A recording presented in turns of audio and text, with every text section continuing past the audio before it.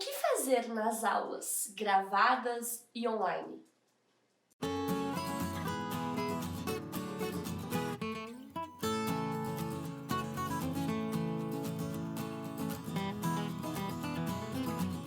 Oi gente, tudo bem? Eu espero que vocês estejam bem. Hoje eu vim trazer algumas dicas do que eu tenho feito nas aulas tanto gravadas ou nas aulas online, mais nas aulas online, que eu acho que é um dos nossos grandes desafios. E eu espero que vocês gostem desse vídeo, então já curte, porque senão você vai esquecer depois. Vai comentando comigo aí qual atividade que você fez que deu certo, qual não deu, qual que você tentou fazer e você teve que fazer alguma adaptação. E compartilhe esse vídeo, vai ajudar alguma pessoa, certeza. Eu também já vou explicar pra você por que você tá vendo os números ao contrário. Eu faço as aulas online com um aplicativo chamado Zoom. E eu utilizo o celular e ele espelha tudo o que eu mostro. Então, eu tive que fazer isso. Porque assim, se você usa no computador, você consegue mudar esse espelhamento que ele faz. Mas como eu utilizo o celular, eu não consigo fazer isso. Então, o que eu fiz? Eu coloquei os números no Word, dentro de uma caixa de texto. Eu expliquei lá no Instagram. Se você ainda não me segue, vai lá, @miss.stephanie. Então, eu coloquei os números lá na caixa de texto do Word e aí eu expliquei lá e aí eu viro os números para poder imprimir. E se eu tivesse crianças mais velhas que estivessem lendo, né, se tivesse com letramento, eu teria que fazer isso com as letras também. Então, parar de explicar isso e vamos lá. Eu acho que uma maior diferença, assim, das aulas gravadas e das aulas online é porque das aulas online você tá com a criança ali. Então, a aula gravada você faz, envia, né, utilizando a plataforma do Google Classroom, outras plataformas, Facebook, tem muita gente usando YouTube mesmo, e você manda e a família coloca para a criança assistir. Eu acho muito ruim porque você não sabe o que está acontecendo. É muito difícil você ter o retorno. Você não consegue. A minha sogra, ela trabalha numa EMEI, uma escola pública, e ela falou até que os pais têm dado um retorno bem bacana. Eles tiram as fotos das atividades e mandam no Facebook da escola. Isso é muito legal, mas não é todo mundo que faz isso. Então, a gente não sabe das aulas gravadas o tanto quanto as crianças estão fazendo as coisas, desenvolvendo. Mas o que fazer nas aulas, tanto gravadas ou nas aulas online? Eu acho que a gente precisa pensar em algumas coisas. Por exemplo, ter paciência, entender que nem todos os dias a gente vai conseguir fazer as coisas. Eu tô tentando isso também, porque às vezes a gente prepara um monte de coisa legal e a gente acha que a criança vai curtir. Às vezes ela não dormiu bem, ou ela tá na casa do tio, ela tá no sítio, ou enfim, pode acontecer muitas coisas. Então a gente tem que ter vários planos B, C, D e E. Tem um vídeo aqui no canal, há um tempão atrás, eu falei sobre ter planos B, cartas nas mangas. Eu vou deixar aqui o card para você dar uma olhadinha e te dar uma inspiração também. A gente tem um documento que chama BNCC, que é a Base Nacional Comum Curricular, e que dentro, né, para a educação infantil, a gente tem uma coisa chamada campos de experiência. Dentro dos campos de experiência, a gente tem os nossos objetivos, que a gente tem que desenvolver com as crianças. Se você é mamãe e papai e você não sabia disso, eu acho que é bem bacana. E se você está pensando em começar um homeschooling, ou se já está fazendo homeschooling, né, que você quer ensinar coisas para os seus filhos dentro de casa, dá uma olhadinha nesses objetivos. Porque quando você olha o objetivo e você sabe que aquilo precisa ser desenvolvido, você consegue pensar em metodologias, abordagens e estratégias para ajudar a criança a alcançar aquele objetivo. E a mesma coisa acontece nas aulas online e nas aulas gravadas. A gente olha aquele objetivo, a gente sabe o que a criança precisa precisa desenvolver, precisa daquela competência, daquela habilidade, e aí a gente pensa em algumas atividades. Vai dar para fazer tudo? Não vai, não vai. Então, o que eu tenho feito bastante? Nas aulas gravadas, eu faço vídeos mega curtos, até porque os meus alunos são bem pequenos, então eu faço vídeos curtos e eu tento deixar as minhas aulas com a mesma rotina, porque eles já sabem o que vai acontecer. Então eu faço uma story time Então eu sempre leio um livro pra eles. Sempre. Então esse aqui, por exemplo, é o Down by the Bay. Aí você fala, mas Stephanie, livros em inglês no nosso país é muito difícil de comprar. E eu não tenho. Não tem problema. Eu tenho o livro em português e eu leio ele em inglês. Então antes de eu ler História para as Crianças, aí se a sua escola só aceita livros em inglês pra fazer leitura na educação infantil, né?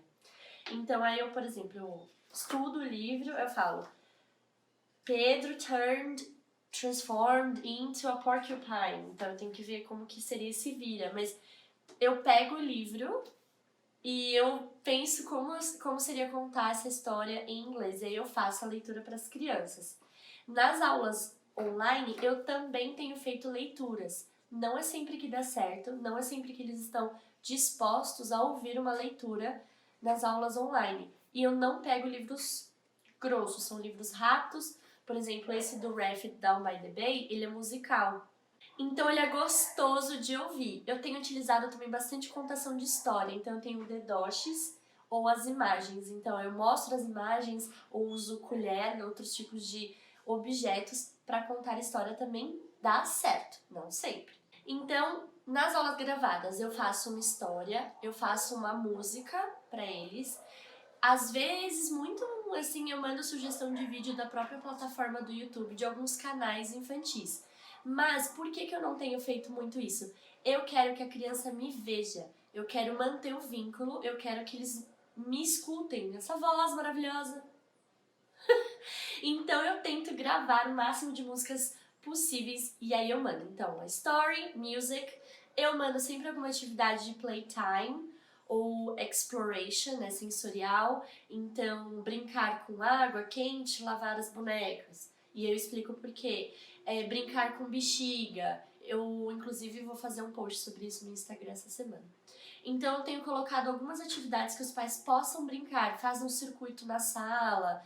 E a minha escola tem material, tem livro. Então, eu sempre mando também, escrevo no semanário bonitinho para os pais sobre o livro. Isso é o que eu tenho feito nas aulas gravadas. Mas, se você tem aulas online como eu, o que eu estou fazendo? Além de chorar. Brincadeira, não tô chorando. Eu faço assim. Tudo tem que ter um tema.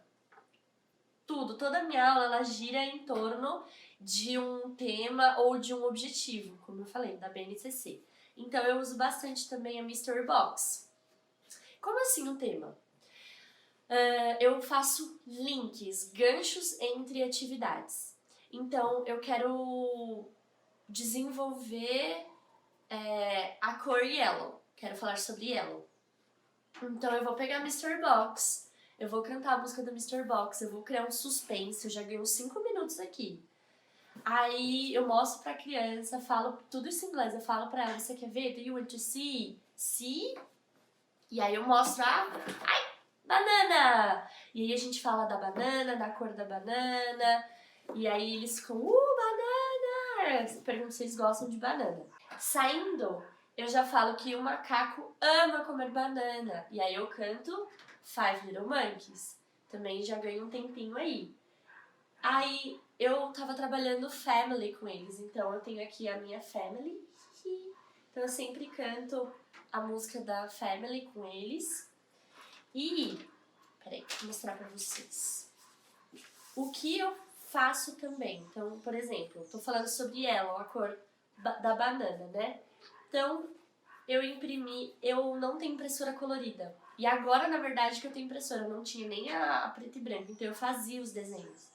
Então, eu imprimi as bananas, então eu colo aqui. Às vezes eu faço o calendário, não é sempre, porque não é sempre que eles estão dispostos a fazer o calendário. E aí eu mostro, conto as bananas, falo que essas são grandes, essas são as pequenas. Mostro as pequenas, conto quantas tem. Aí pego o gancho da banana, canto I like to eat apples and bananas, mostro as apples, falo da cor da apple, canto a música Way Up High in the Apple Tree. Aí eu tenho bananas, ó, eu tenho maçãs verdes também. Aí, isso aqui é matemática, gente. Isso é um conceito. Eu tô falando sobre grande e pequeno, eu tô fazendo relação. Eu faço esse também. Então, isso aqui é montar um gráfico. Então, eu pergunto pra eles. qual você acha que tem mais? Vermelho ou verde? E aí eu espero, dou aquela de Dora Aventureira, espero eles responderem. Às vezes não funciona, eles não respondem, aí eu só faço assim, igual a Dora, fico piscando, também tem que piscar, né? Pra você não fingir que que travou o zoom. Se você ficar assim, eles vão achar que travou, já aconteceu comigo. Aí eu fico fazendo alguns movimentos, Dora Aventureira nos movimentos. Aí eu conto com eles, isso aqui é montar um gráfico. E eles estão visualizando qual que tem mais e qual que tem menos. Então eu tenho feito isso, eu faço ganchos das atividades. Então eu faço a Mystery Box, eu faço uma atividade de matemática, eu faço uma atividade, por exemplo, de shapes, que também é matemática. Então, do you know what shape is this? What shape is this? What shape is this?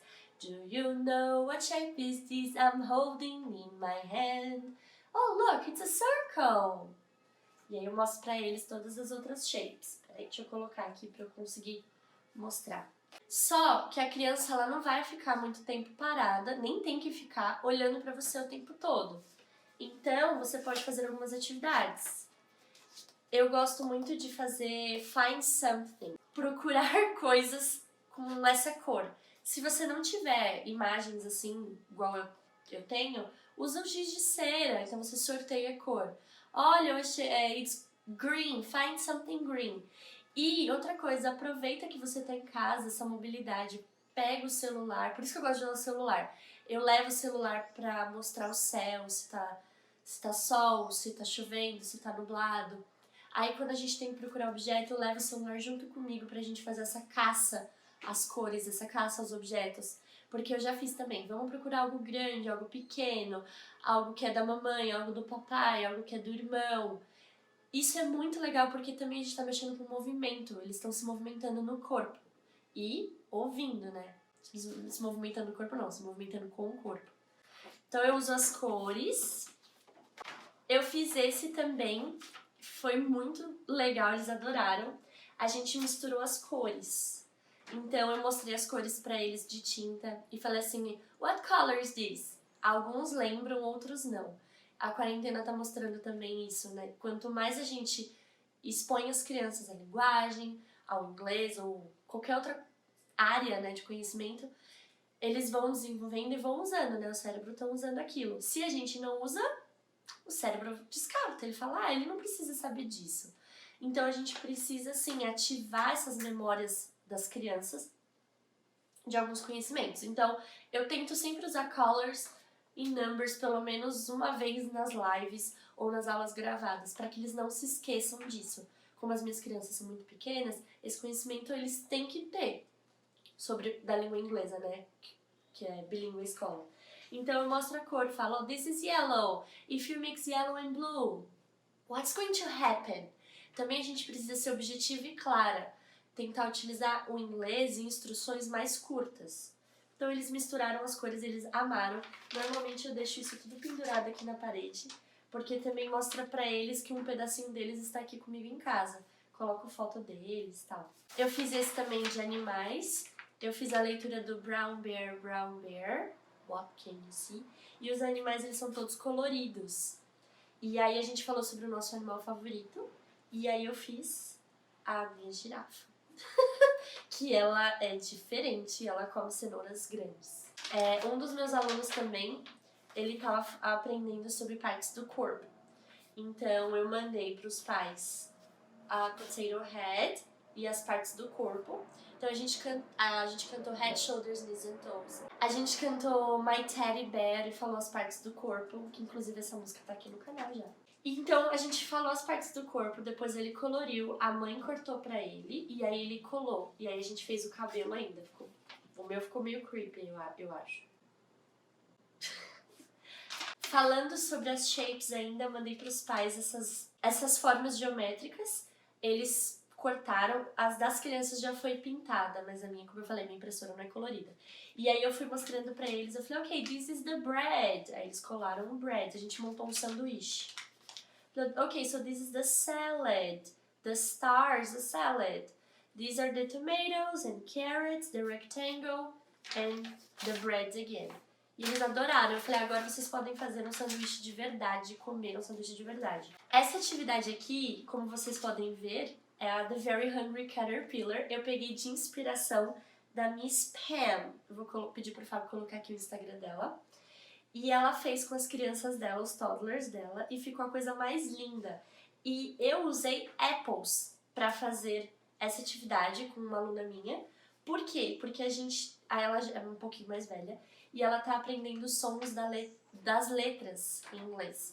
E eu queria que ela entendesse que o som da letra A em inglês é apple. Então a gente fez as atividades com apples and bananas e aí eu peguei a apple e a gente fez carimbando a apple. A gente também fez um alligator, alligator. Stephanie, esse alligator tá horrível? Eu sei. Mas ela fez o dela também, o dela ficou muito legal. Então a gente fez esse alligator e aí eu cantei a música Five Little Monkeys Swinging in a Tree, os monkeys do alligator. Eu fiz essa atividade com ela também, então circle the letter A. Então coloquei algumas outras letras e ela tinha que achar o letter A. Circle the animals and objects that start with letter A. Então a gente falou o nome de todas as coisas em inglês. Quando ela via que o som era com and, alligator, apple, rose, no, ball, no, e aí ela circulou. Dá pra fazer algumas atividades com fotos também. Se eu falar a palavra e ela tiver som com a letra E, você bate palma, você pula. Então aí eu mostro. Banana, banana. Não tem o som, então ela não faz nada. Apple, apple. Tem o som que a gente tá aprendendo, então ela bate palma ou ela pula.